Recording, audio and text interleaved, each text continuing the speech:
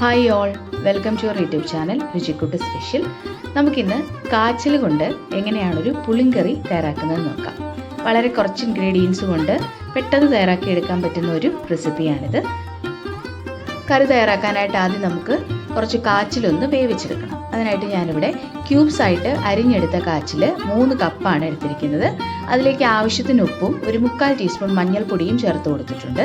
ഇനി കഷ്ണം നികക്കെ വെള്ളം ഒഴിക്കണം. വെള്ളം ഒഴിച്ചു കഴിഞ്ഞ് നന്നായിട്ടൊന്ന് മിക്സ് ചെയ്ത് കൊടുക്കണം ഒരു തവി ഉപയോഗിച്ച്. അതിനുശേഷം കുക്കർ അടച്ച് വെയിറ്റ് ഇട്ടിട്ട് മീഡിയം ഫ്ലെയിമിൽ ഒരു 2-3 വീസിൽ വേവിക്കണം. കാച്ചിൽ നന്നായിട്ട് വെന്ത് കിട്ടണം. അപ്പോൾ ഞാൻ കാന്താരി മുളകാണ് ഇതിലേക്ക് ചേർക്കുന്നത്. ഇനിയിപ്പോൾ പച്ചമുളകോ അല്ലെങ്കിൽ മുളക് പൊടിയോ ആണെങ്കിൽ ഈ ഒരു സ്റ്റേജിൽ തന്നെ അത് ചേർത്ത് കൊടുക്കാവുന്നതാണ്. ഇപ്പോൾ കഷ്ണം റെഡിയായി. ഇനി ഇത് കുക്കർ അടച്ച് നന്നായിട്ട് വേവിക്കാൻ വെക്കാം. അപ്പോൾ അത് വേകുന്ന സമയത്തിന് തന്നെ നമുക്ക് അരപ്പ് തയ്യാറാക്കിയെടുക്കാം. അരപ്പ് തയ്യാറാക്കാനായിട്ട് ഞാനിവിടെ 1 കപ്പ് ചിരകിയ തേങ്ങയാണ് എടുത്തിരിക്കുന്നത്. അതിലേക്ക് 4-5 ചുവന്നുള്ളി ചേർക്കുന്നുണ്ട്. പിന്നെ എരിവിന് കാന്താരി മുളക്. ഞാനിപ്പോൾ ഇവിടെ പഴുത്ത കാന്താരി മുളകാണ് എടുത്തിരിക്കുന്നത്. അത് ഓരോരുത്തരുടെ എരിവിനനുസരിച്ച് എടുക്കാം. പിന്നെ വേണ്ടത് ജീരകമാണ്. 1/2 ടീസ്പൂൺ ജീരകം കൂടെ ചേർത്ത് നല്ല മയത്തിൽ അരച്ചെടുക്കണം.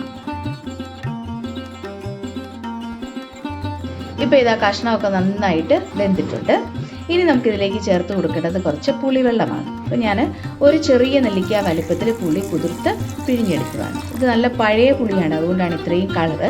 പുളിയിഞ്ചിയൊക്കെ തയ്യാറാക്കാനായിട്ട് ഇത്രയും കളറുള്ള പുളിയാണ് എപ്പോഴും നല്ലത്. അപ്പോൾ പുളി ചേർത്തു. ഇനി ഇതൊന്നുകൂടെ ഒന്ന് തിളച്ച് ആ പുളിയുടെ പച്ച ചുവയൊക്കെ ഒന്ന് മാറണം. ഒരു മീഡിയം ഫ്ലെയിമിൽ വെച്ചൊന്ന് തിളപ്പിച്ചാൽ മതി. അല്ലെങ്കിൽ അധികം വെള്ളം ഇല്ലാത്തതുകൊണ്ട് ചിലപ്പോൾ അടിയിൽ പിടിക്കും.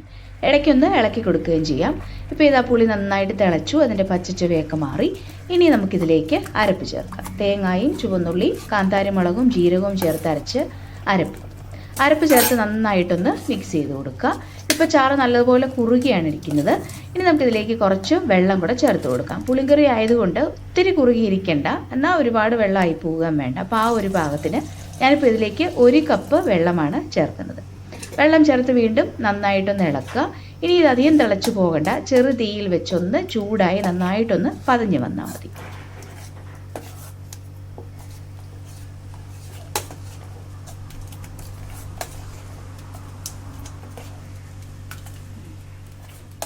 ഇപ്പോൾ ഇതാ കറി റെഡി ആയിട്ടുണ്ട്.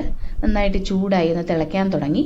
ഇനി ഞാനതിലേക്ക് ഒരു 1/4 ടീസ്പൂൺ ഉലുവ വറുത്ത് പൊടിച്ചതാണ് ചേർക്കുന്നത്. ഇനി നമുക്ക് ഗ്യാസ് ഓഫ് ചെയ്യാം. ഇനി നമുക്കിതിലേക്ക് കുറച്ച് കടുക് താളിച്ച് ചേർക്കാം. അതിനായിട്ട് 1 ടേബിൾ സ്പൂൺ വെളിച്ചെണ്ണ ചൂടായപ്പോൾ അതിലേക്ക് 1 ടീസ്പൂൺ കടുക് ചേർത്തു.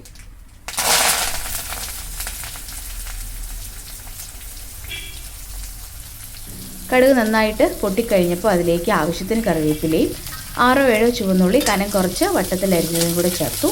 ഇനി ചുവന്നുള്ളിയൊക്കെ മൂത്ത് നല്ല ബ്രൗൺ കളറാകണം. അതിനുശേഷം നമുക്കിത് കറിയിലേക്ക് ചേർത്ത് കൊടുക്കാം. അപ്പോൾ ചുവന്നുള്ളി കൂടുതൽ ചേർക്കുന്നത് നല്ലതാണ്, അതിനനുസരിച്ച് കറിയുടെ ടേസ്റ്റ് കൂടും. മാത്രമല്ല ചുവന്നുള്ളി നല്ല ഹെൽത്തിയുമാണ്, അപ്പോൾ അത് കൂടുതലായിട്ട് ചേർക്കുന്നത് എപ്പോഴും നല്ലതാണ്. വറ്റൽമുളക് ചേർക്കുന്നുണ്ടെങ്കിൽ അതും കൂടെ ഈ ചുവന്നുള്ളിയുടെ കൂടെ ചേർത്ത് മൂപ്പിച്ച് ചേർക്കാവുന്നതാണ്. ഇപ്പോൾ നമ്മൾ കടുക് താളിച്ച് റെഡിയായി. ഇനി അത് കറിയിലേക്ക് ചേർത്ത് നന്നായിട്ടൊന്ന് മിക്സ് ചെയ്ത് കൊടുക്കാം.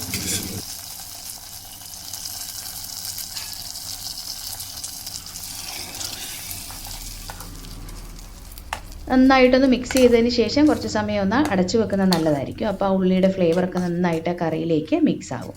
അപ്പോൾ ഇതാ വളരെ പെട്ടെന്ന് തന്നെ കാച്ചിൽ പുളിങ്കറി തയ്യാറായി. ഇത് ചോറിൻ്റെ കൂടെ കഴിക്കാൻ നല്ലൊരു കറിയാണ്, നല്ല ഹെൽത്തിയുമാണ്.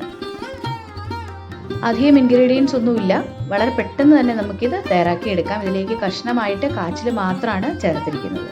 അപ്പോൾ എല്ലാവരും ഈ കറി തയ്യാറാക്കി നോക്കണം. Thank you for watching.